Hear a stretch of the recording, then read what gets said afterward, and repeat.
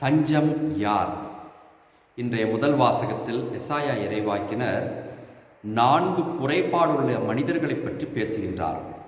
காது கேளாதோர், பார்வையற்றோர், வறியவர்கள், ஒடுக்கப்பட்டோர்.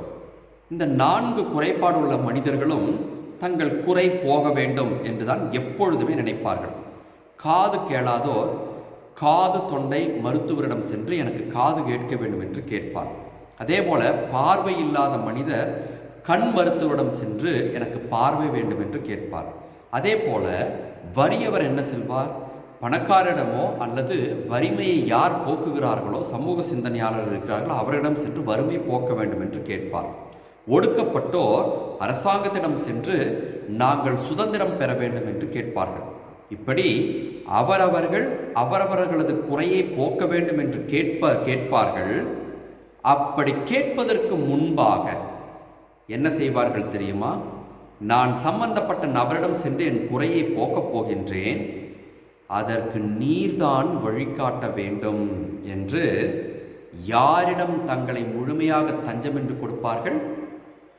கடவுளிடம் கொடுத்துவிட்டுத்தான் மனிதர்களிடம் சென்று கேட்பார்கள். எந்த மருத்துவமனை ஆகட்டும், எந்த ஒரு அலுவலகமாகட்டும், எந்த இடத்தில் சென்று பார்த்தாலும் சரி, மிகப்பெரிய அறிவியல் சார்ந்த இடமாக இருந்தாலும் சரி, அந்த இடத்தின் வாயிற்படிக்கு அருகிலேயே நாம் எதை காண முடியும்? ஒரு சிற்றாலயத்தை காண முடியும். அங்கு தெய்வ சிலைகளையோ அல்லது சுரூபங்களையோ வைத்திருப்பார்கள். அதற்கு பொருள் என்ன? நீ இந்த இடத்திற்குள் வந்து நான் மருத்துவமோ அல்லது வேறு காரியங்களோ செய்வதற்கு முன்பாக உன்னை கடவுளிடம் தஞ்சம் என்று ஒப்படைத்து விட்டு வா. அவரிடம் ஒப்படைத்து விட்டால் அவர் காட்டும் வழியில் உனக்குரிய குறைகளை நாங்கள் போக்குகின்றோம் என்பதுதான் அவர்கள் சொல்லாமல் சொல்லும் செய்தி. இதைத்தான் இயேசு கிறிஸ்து பிறப்பதற்கு முன்பே பல 100 ஆண்டுகளுக்கு முன்பாக எசாயாவும் சொல்லிவிட்டு சென்றிருக்கின்றார்.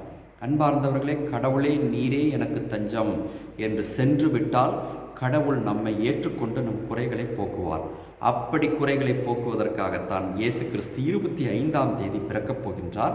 இயேசுவே நீரே தஞ்சம் என்று சொல்வோம். நமக்கு இருக்கும் மனக்குறைகள் அத்தனையும் கடவுள் போக்குவார்.